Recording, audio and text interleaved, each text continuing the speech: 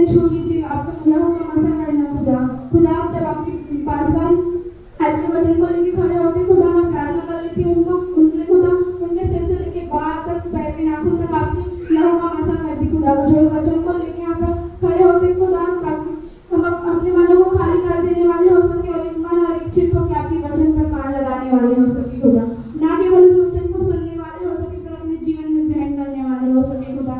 ऐसी प्रार्थना कर लेती खुदा, आपकी उपस्थिति को इस जगह पर मांग लेती खुदा। हर एक बातों में आपका धन्यवाद देती हूँ, इस आगे की आराधना को आपके हाथों में सौंपते हुए आज इस प्रार्थना हमारे प्रिय पुत्र प्रभु यीशु मसीह के मधुर नाम से मांग लेते हैं, आमीन। तो आप सभी को प्रभु यीशु मसीह के नाम में जय मसीह की, जय मसीह की, जय मसीह की। मैं एक बार फिर प्रभु का धन्यवाद करता हूँ आप सभी की उपस्थिति के लिए, आनंद के लिए, उत्साह के लिए, जिस विश्वास के साथ आप प्रभु के भवन में बड़ी दूर से पास से आते हैं। मौसम विपरीत है, लेकिन इसके बावजूद आप सब प्रभु के लिए यहाँ आते हैं। निश्चित तौर पर प्रभु आप सभी को बहुतायत की आशीष दे और अपना अनुग्रह प्रदान करें।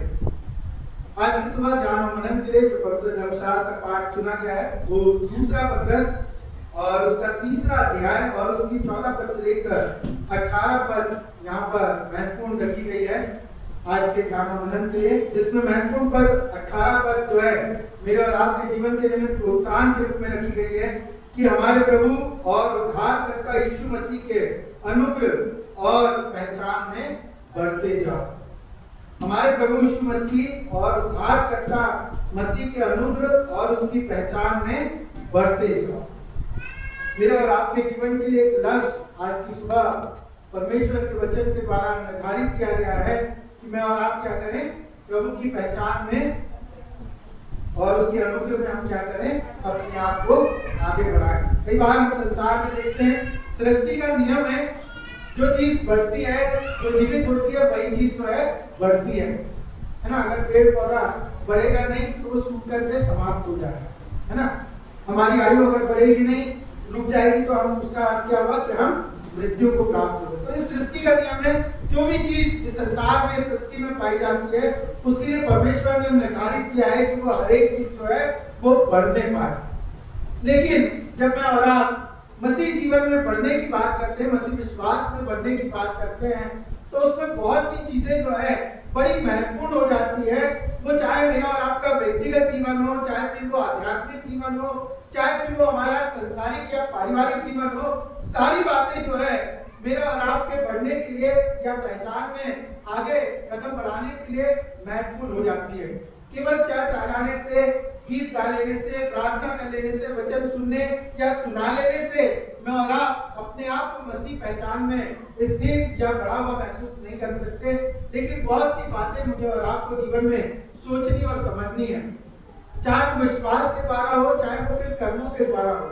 जब मैं इस संदर्भ में अपनी तैयारी को कर रहा था कि वास्तव में मैं अपनी बात को किस तरीके से प्रारंभ करूं जिससे जो संदेश मैं आपके मध्य में रखना चाहता हूं वो आसानी से मैं आप तक पहुंचा सकूं, क्योंकि जिस विपरीत और कठिन परिस्थितियों के मध्य में मैं और आप जीवन जी रहे हैं, या जैसा कि हम अनुभव कर रहे हैं कि आने वाला समय हमारे लिए कैसा होगा, ऐसी परिस्थिति में अवश्य है कि मैं और आप जो है हर एक बात को बड़े सोच और विचार के साथ, ध्यान के साथ जो है अपने जीवन में चिंतन और मनन करें और उसके बाद जो है अपने जीवन में आगे बढ़े। जैसा कि मैंने आपको कहा कि सृष्टि का नियम है बढ़ना। अगर जो चीज नहीं बढ़ती है तो मृतक है, वो व्यर्थ है, उसका अस्तित्व समाप्त हो जाता है। मैं कहानी को पढ़ रहा था, हास्यप्रद जरूर हो सकती है, लेकिन अगर आप ध्यान से देखें तो जीवन के बहुत से संदर्भों में, बहुत से आयामों में, बहुत सी परिस्थितियों में वो कहानी जो है मुझे और आपको प्रोत्साहित कर सकती है। एक व्यक्ति ने एक दिन निर्णय लिया कि यार आज मैं जो है घर जाकर के मुर्गा खाता हूँ, है ना, मुर्गा बना करके खाऊंगा। बाजार गया, उसने बाजार से मुर्गा खरीदा कि आज मैं इस मुर्गे को ले जाकर के घर में बना करके परिवार के साथ खाऊंगा। हम भी जनरली संडे के दिन या सप्ताह में बहुत से दिन जो है मीट मछली को बड़े शौक से खाते हैं ना, लेकिन खास तौर पर जब रविवार का दिन होता है तो उसका एक्साइटमेंट जो है, उसकी खुशी जो है वो अलग होती है कि आज हम चिकन खाएंगे या मटन खाएंगे, नॉनवेज खाएंगे। वो व्यक्ति भी खुशी के साथ मुर्गा घर ले गया कि आज मैं उसको काट करके बनाऊंगा, खाऊंगा करके। जब वो घर पहुंचा कुछ ऐसी अविषम परिस्थिति हो गई जिस कारण से वो उस दिन उस मुर्गे को काट नहीं पाया, उसने उसको पिंजरे में बंद करके रख दिया। 1-2 दिन हो गया, 3 दिन हो गया, और वो मुर्गे से ना उसका थोड़ा सा लगाव हो गया। जब भी वो काटने का सोचता, उसको लगता है यार कैसे काटूं यार, बेचारे को 2 दिन से दाना खिला रहा है। फिर 2 दिन 3 दिन और बीत जाते हैं, मुर्गे से अच्छी दोस्ती हो जाती है। अब वो काटने का निर्णय करता है, नहीं मैं तो लाए काटने के लिए हूँ, पिछले संडे से ये संडे आ रहा। उसने कहा कि मैं कुछ स्कीम चलाता हूँ मुर्गे को काटने के लिए। उसने मुर्गे को अपने पास बुलाया, उससे कहा, देख भाई मुर्गे, कल जब सुबह होगी ना तो तू बांग मत देना, नहीं तो तेरे को मैं काट के खा जाऊंगा। मुर्गा बोला यार बड़ा कठिन है, जान बचानी है तो बांग देना छोड़ना पड़ेगा। वो उठा, सुबह हुई, उसने अपने आप को बांग देने से रोक लिया।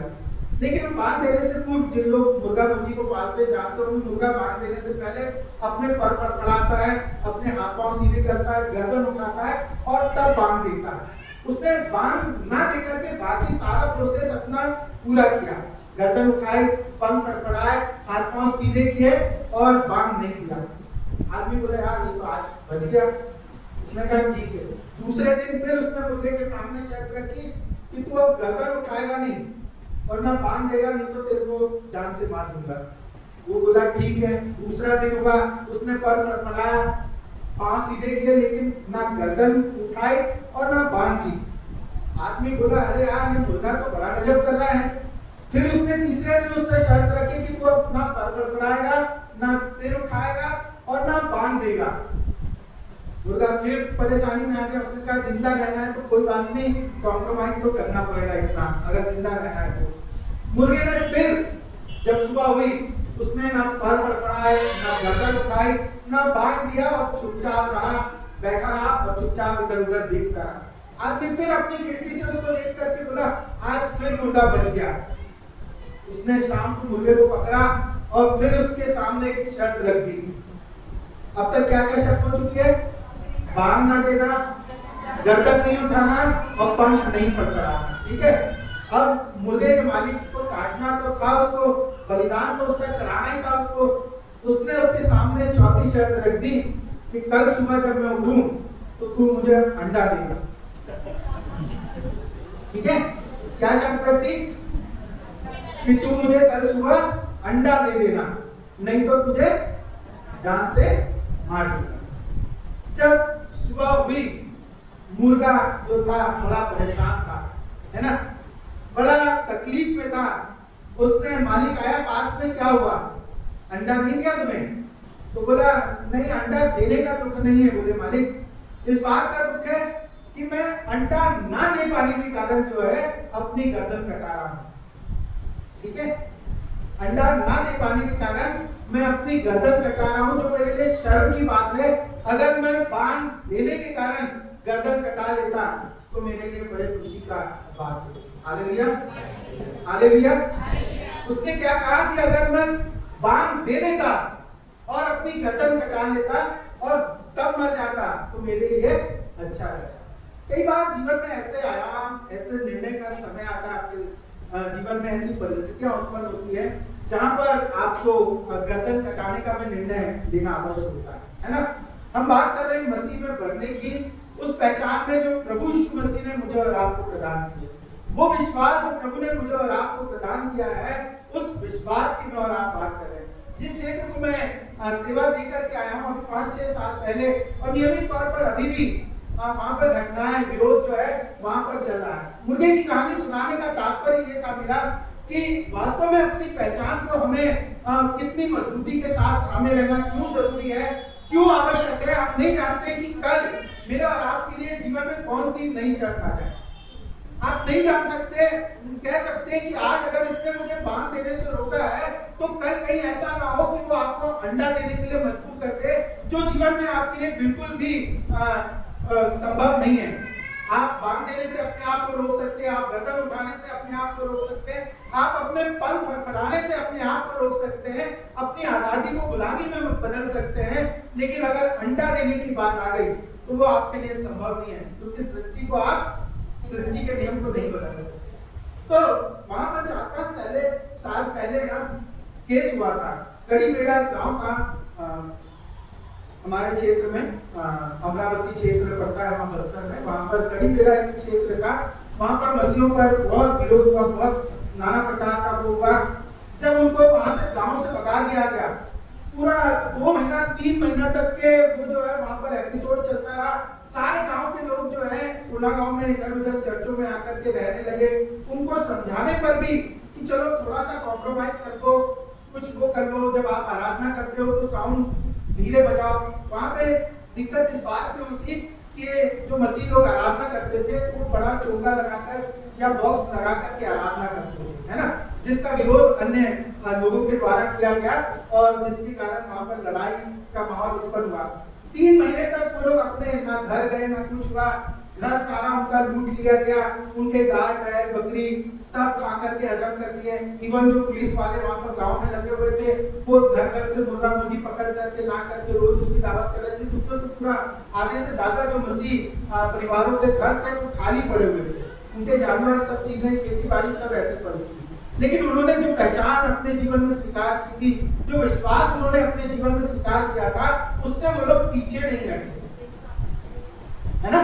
अगर वो स्पीकर मुद्दा नहीं था, आवाज वहां पर मुद्दा नहीं थी, मुद्दा ये था कि वो उनकी जो पहचान है उसे समाप्त करना चाह रहे थे, है ना।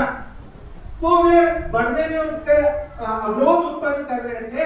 इसलिए अभी भी रिसेंटली अगर आप न्यूज को देखते होंगे तो सुकमा के आगे, सुकमा जिले में घटना चल रही है। लगभग 26 परिवार जो है अभी भी जंगलों में रह रहे हैं। अभी भी जहां पर हम घरों में रह रहे हैं, बारिश और सारी चीजों से बचे हुए हैं, आज वो 26 परिवार जंगलों में रह रहे हैं, जंगलों में अपना जीवन बिता रहे हैं।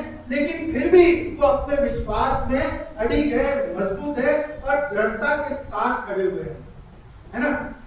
वो अपनी पहचान को छोड़ना नहीं चाह रहे हैं। जिस विश्वास को उन्होंने अपने जीवन में प्राप्त किया है उस विश्वास को वो छोड़ना नहीं चाह रहे।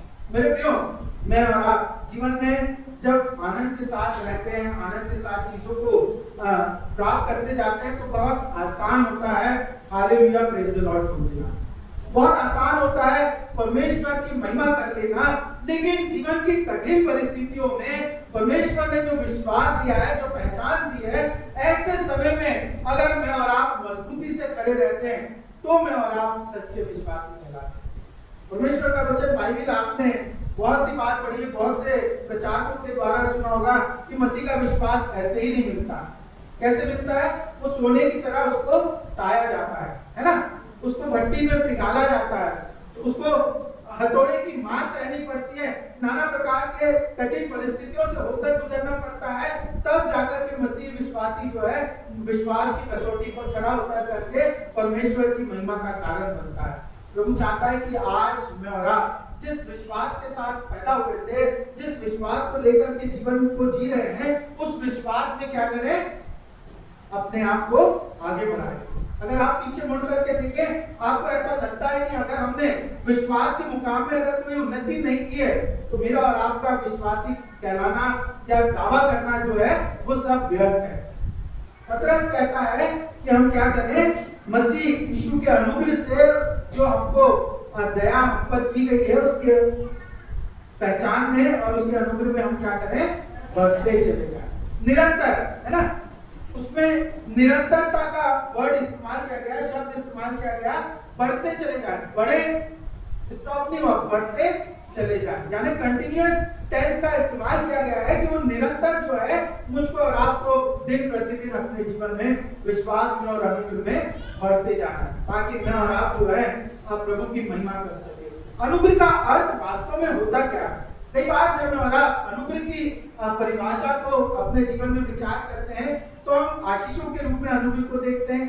पारिवारिक जीवन में सब कुछ अच्छा चल रहा है, हम उसको अनुग्रह समझते हैं। हम बहुत सी और चीजों में जो है जब सब चीज अच्छी हो रही है उसको हम अनुग्रह समझते हैं। लेकिन अनुग्रह का अर्थ वास्तविक अर्थ है कि चुनौतीपूर्ण जीवन में जब मैं और आप रहते हैं और उसमें भी अपने विश्वास को थामे रहते हैं और विश्वास में स्थिर रहते हैं और प्रभु की गवाही देते हैं, वो अनुग्रह का वास्तविक अर्थ है ना। वो वास्तविक हमारी पहचान है कि जीवन की कठिन और विषम परिस्थिति में भी मैं और आप अपने विश्वास में बने रहते। ऐसा नहीं कि अब हमारा घर हमसे छीन लिया गया, या हमारे खेत हमसे ले लिए गए, या हमारी नौकरी हमसे ले ली गई है, तो अब हम सब छोड़ करके हम जो है प्रभु को छोड़ दें और उनको अपना लें। लेकिन ऐसे कठिन परिस्थितियों में भी अगर हम विश्वास में स्थिर रहते हैं तो वो वास्तव में अनुग्रह को दर्शाता है। क्योंकि परमेश्वर का वचन यहाँ पर क्या लिखा हुआ है कि परमेश्वर का उद्धार और परमेश्वर की दया हमको कैसे मिली है? अनुग्रह के कारण। और उसी अनुग्रह में प्रभु चाहता है कि हम बढ़ते चले जाएं। उस पहचान में जो है हमको अपने आप को आगे बढ़ना है। दूसरी बात है कि हमें 14 पद से अगर पढ़े तो लिखा हुआ है कि उसके ज्ञान में भी हमको बढ़ने की आवश्यकता है। अगर आप अपनी पहचान को स्थिर रखना चाहते हैं, अपनी पहचान को मजबूत बनाना चाहते हैं, तो अवश्य है कि हम उसके ज्ञान में बढ़ते जाएं। ज्ञान का तात्पर्य यहाँ पर संसार का ज्ञान नहीं है कि मैंने 10th पास कर ली, मैंने 12th पास कर लिया, मैंने बीए कर लिया, या मैंने पीएचडी कर लिया, कोई और डिग्री अपने जीवन में प्राप्त कर ली, या मुझको अनुभव हो गया है मैं अच्छा इलाज कर सकता हूँ, या मुझको अनुभव हो गया है कि मैं बहुत अच्छी बिल्डिंग बना सकता हूँ। ज्ञान से तात्पर्य यह है कि हम परमेश्वर की मर्जी को अपने जीवन में जान सके, परमेश्वर की इच्छा को जो है अपने जीवन में जान सके कि वास्तव में परमेश्वर क्या चाहता है। जब हम विकट और विषम परिस्थिति में होकर के गुजरे तो हम इस बात को कह सके कि हाँ प्रभु तू ऐसा चाहता है, इसलिए मैं इस रास्ते पर चल रहा हूँ। ये ज्ञान जो है मुझे और आपको प्राप्त करना, और ये ज्ञान हमें कहां से मिलेगा? परमेश्वर के वचन के द्वारा, परमेश्वर के इस पवित्र वचन के द्वारा। वचन लिखा कैसे लिखा हुआ है? इसी पत्रस में लिखा हुआ है कि परमेश्वर का वचन जो है परमेश्वर की प्रेरणा के द्वारा लिखा गया है। इसकी हर एक बात जो है वो सत्य और अटल है, जो कभी बदल नहीं सकती। तो मुझे और आपको जो है अगर अपनी जीवन में विश्वास में मजबूत होना है, अगर अपनी पहचान में हमको बढ़ना है, तो उसके लिए हमको परमेश्वर का ध्यान रखना होगा। प्रभु का वचन यशायाह की पुस्तक में कहता है कि मेरा ज्ञान न रखने के कारण मेरी कलीसिया नाश में चली जाती है ना? परमेश्वर का ज्ञान ना होने के कारण आज हम यहाँ पर बैठे हैं। हम सब बहुत सा ज्ञान है, जैसा कि मैंने कहा कि मैंने 10वीं पढ़ी, 12वीं पढ़ी, कॉलेज किया या कोई और डिग्री अपने जीवन में हासिल की, लेकिन प्रभु जिस ज्ञान की बात कर रहा वो ज्ञान मेरे और आपके जीवन में नहीं पाया जाता। इसलिए कई बार जीवन की विषम और कठिन परिस्थितियों में जो है मेरे और आपके जो निर्णय हैं वो डगमगा जाते हैं।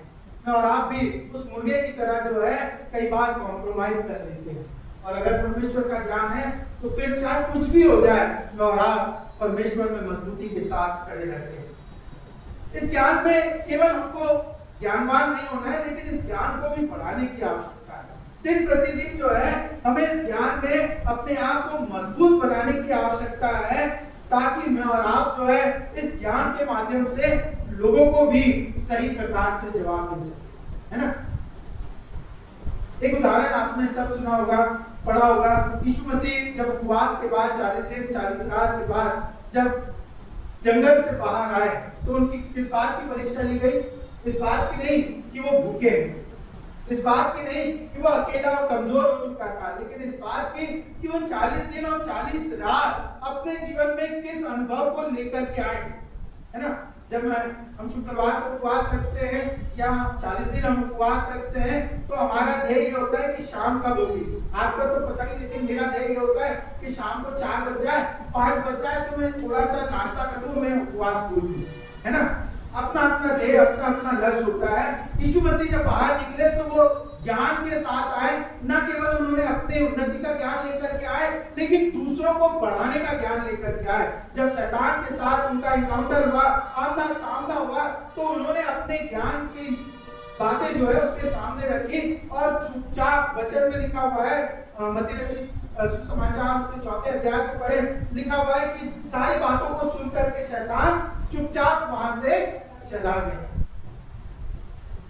वो ज्ञान जो था यीशु मसीह का उसके पास था, उसने 40 दिन 40 रात अकेला रह करके उस ज्ञान को न केवल प्राप्त किया, लेकिन उस ज्ञान को इतना बढ़ाया कि वो उस दूसरे का मुंह जो है उस ज्ञान के द्वारा बंद कर सके।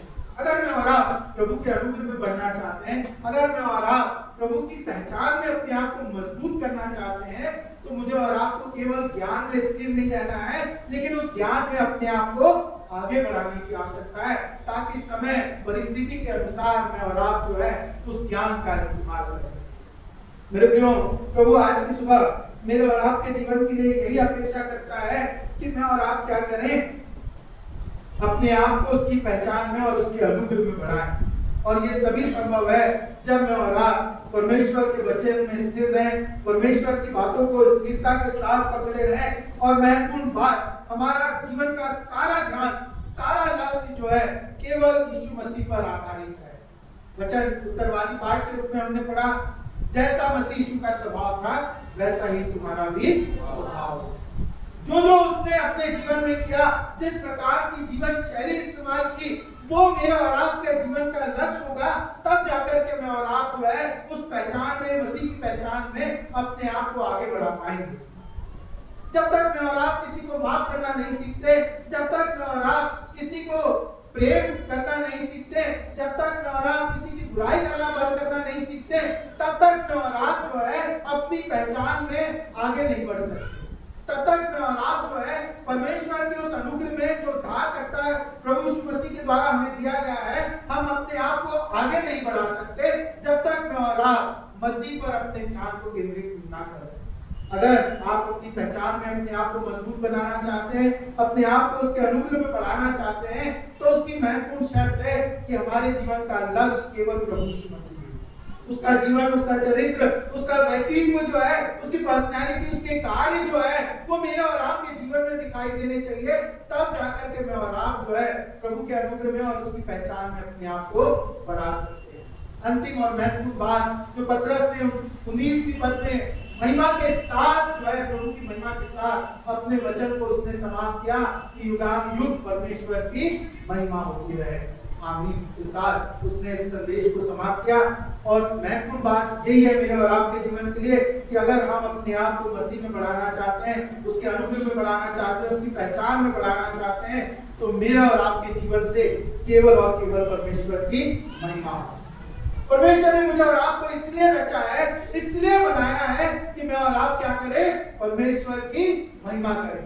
देखिए कई बार मैं और आप देखते हैं रविवार के दिन को छोड़कर बाकी हर दिन जो है मैं और आप अपने आप पर ध्यान केंद्रित करते हैं, अपने परिवार पर ध्यान केंद्रित करते हैं, अपने संसारिक जीवन पर ध्यान केंद्रित करते हैं, हम परमेश्वर की महिमा भूल जाते हैं। अभी मैं एक पादरी साहब का इंटरव्यू देख रहा था, उसमें उन्होंने कहा कि समस्या इस बात में नहीं है कि लोग चर्च आते हैं या नहीं आते। उन्होंने कहा समस्या इस बात में है कि चर्च जिस दिन आते हैं उस दिन तो उनसे बड़ा भक्त, उनसे बड़ा विश्वासी कोई नहीं दिखता, लेकिन जैसी चर्च के बाहर जाते हैं फिर उनसे बड़ा शैतान कोई नहीं दिखाई देता। उनका दैनिक जीवन, उनकी बातें, उनका कार्य, उनका विचार, उनकी भाषा शैली जो है वो एकदम से बदल जाती है। बोले समस्या उस बात में, समस्या इस बात में नहीं है कि चर्च आ रहे हैं या नहीं आ रहे हैं, कैसी प्रार्थना कर रहे हैं, कैसी आराधना कर रहे हैं, इस बात से फर्क नहीं पड़ता। लेकिन फर्क इस बात से पड़ता है कि चर्च के बाद जो जीवन में और आप संसार में रहते व्यतीत करते हैं,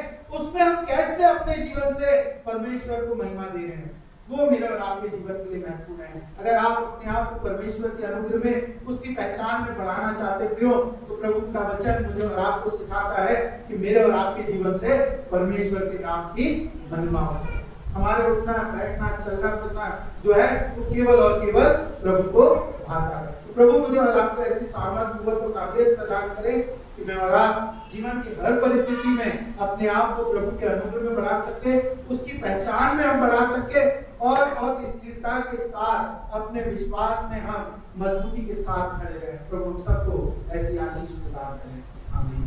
प्रिय, इस समय है ना विशेष प्रार्थना का।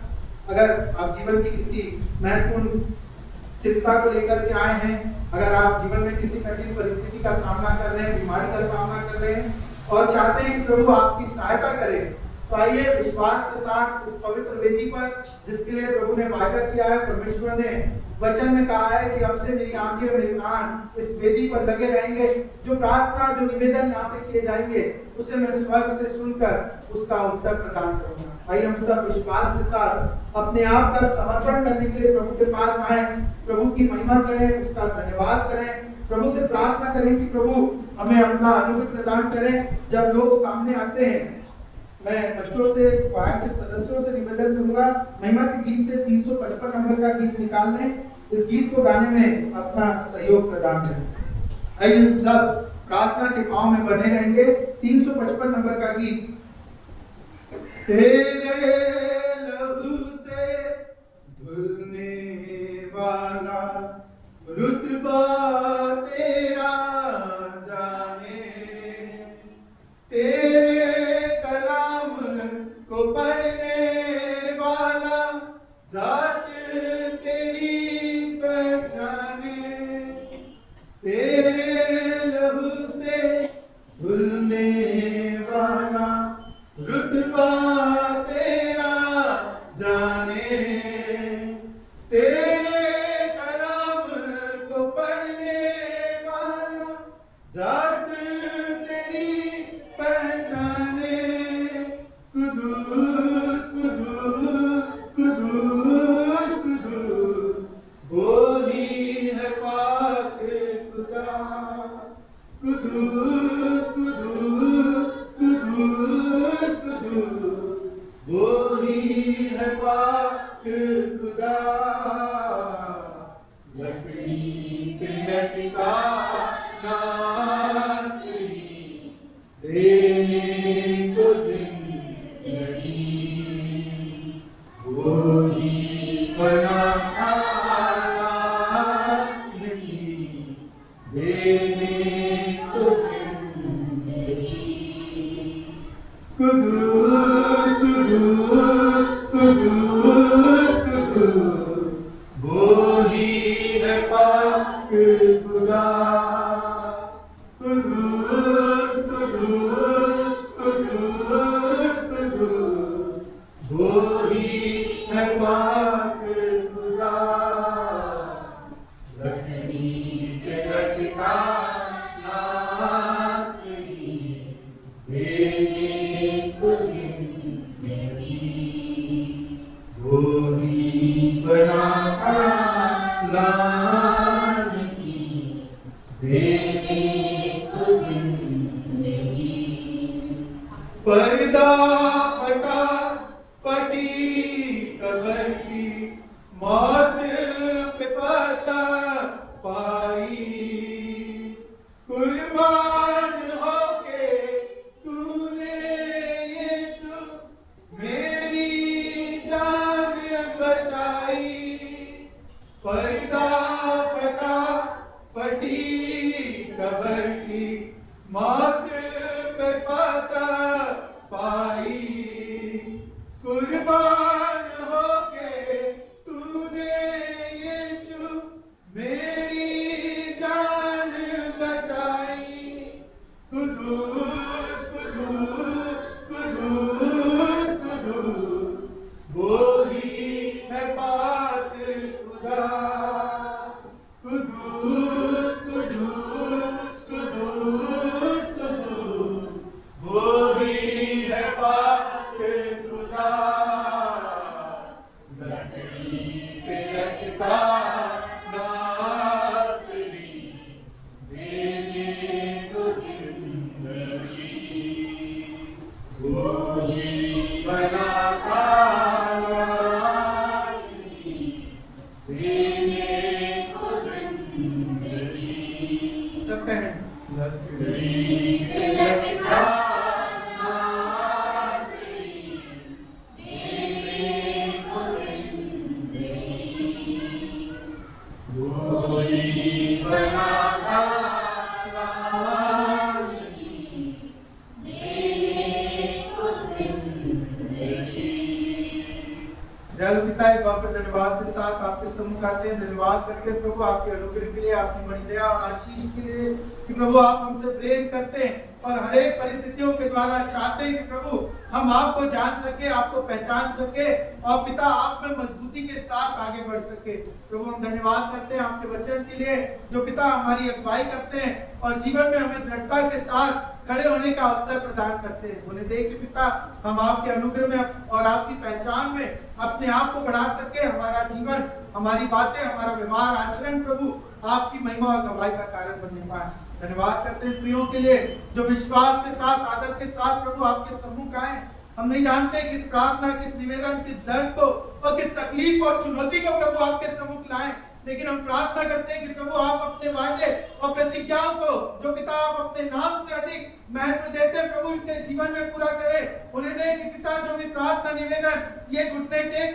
इस वेदी पर आकर के प्रभु अपने आप का समर्पण करके करते हैं प्रभु, वो इनके जीवन के लिए हाँ और आमीन के साथ पूरी होने पाए, ताकि जब प्रभु इस स्थान से वो लौटे तो पिता वो बोझ, वो तकलीफ, वो दर्द, वो बीमारी प्रभु इनके जीवन से दूर होने पाए। जब पिता ये आपके भवन से बाहर निकले तो पिता वो ठंडक, वो धीमी आवाज जो प्रभु आपकी है उसे वो लेकर के जाने वाले हो सकते हो। पिता आपका दास होने के नाते हरेक की प्रार्थनाओं को, हरेक के निवेदनों को, हरेक के आंसुओं को आप तक पहुंचाता हूँ। पिता पुत्र पवित्र आत्मा के नाम से हरेक के जीवन के लिए आपके कल्याण और आशीष की घोषणा करता और प्रार्थना को यीशु मसीह के नाम से मांगता हूँ।